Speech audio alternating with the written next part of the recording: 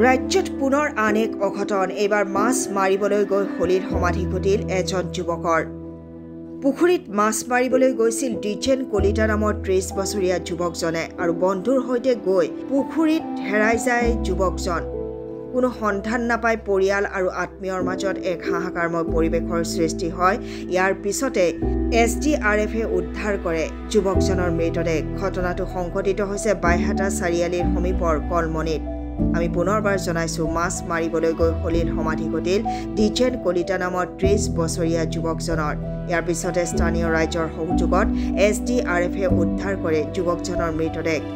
বন্ধুৰ সৈতে পথাৰৰ জানত মাছ মাৰি থকা অৱস্থাত সংঘটিত হয় এই শোকাবহ ঘটনাটো আমি দৃশ্যাংশ আপোনালোকক দেখুৱাই আছো ইয়াৰ পিছতে আৰক্ষীয়ে মৃতদেহ উদ্ধাৰ কৰি পোষ্টমৰ্টেমৰ বাবে পঠিয়ায় আজি মানে খুব এটা দুখ লগা বিষয় আমাৰ কলমনি গাঁৱৰে উদীয়মান যুৱক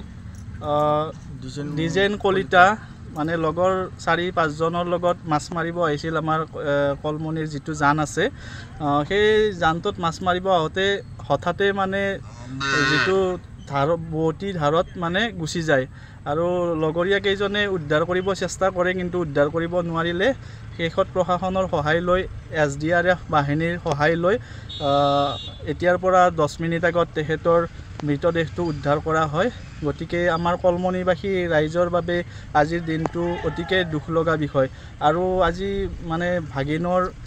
তেখেতৰ ভাগিনৰ মানে বাৰ্থডে আছিল সেই বাৰ্থডেৰ ভাল লগা দিন এটাত মানে ইমান ডাঙৰ এটা বেয়া দিন পৰিয়ালটোৱে ভোগ কৰিব লগা হৈছে তেওঁৰ লগতে আমাৰ কলমনিবাসী ৰাইজ আজি খুবেই দুখিত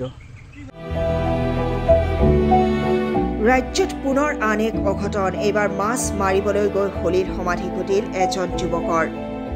পুখুৰীত মাছ মাৰিবলৈ গৈছিল ডিজেন কলিতা নামৰ 30 বছৰীয়া যুৱকজনে আৰু বন্ধুৰ সৈতে গৈ পুখুৰীত হেৰাই যায় যুৱকজন কোনো সন্ধান নাপায় পৰিয়াল আৰু আত্মীয়ৰ মাজত এক হাহাকাৰময় পৰিৱেশৰ সৃষ্টি হয় ইয়াৰ পিছতে এছডিআৰএফে উদ্ধাৰ কৰে যুৱকজনৰ মৃতদেহ ঘটনাটো সংঘটিত হৈছে বাইহাটা চাৰিআলিৰ সমীপৰ কলমনিত আমি পুনৰবাৰ জনাইছো মাছ মাৰিবলৈ গৈ হলিৰ সমাধি ঘটিল ডিজেন কলিতা নামৰ 30 বছৰীয়া যুৱকজনৰ ইয়াৰ পিছতে স্থানীয় ৰাইজৰ সহযোগত এছডিআৰএফে উদ্ধাৰ কৰে যুৱকজনৰ মৃতদেহ